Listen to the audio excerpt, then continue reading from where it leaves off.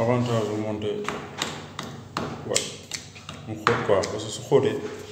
par exemple tey trou bi su xóotee rek di nga am avantage pour dugal fi leneen moo tax booy monter boîte si ginnaaw def si këyit da ngeen si def si këyit pour après gis nga da ngay am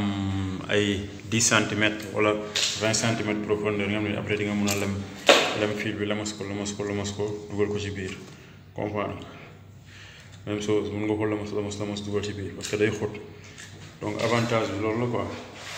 comme par exemple booy monter kii rek da ngay def noonu de fait que après doo leen sonn si branchement yi ak fil yu bëri yi ak yooyu.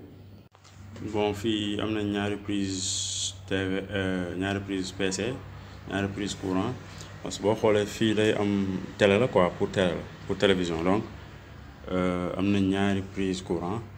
donc fii dafa am ñaari arrivé yoo xamante ne ñoo jóge ci terrasse bi donc ñaari fil TV bon gold la quoi bon benn bi mën nga ko def décodeur TNT beneen bi nga def ko décodeur canal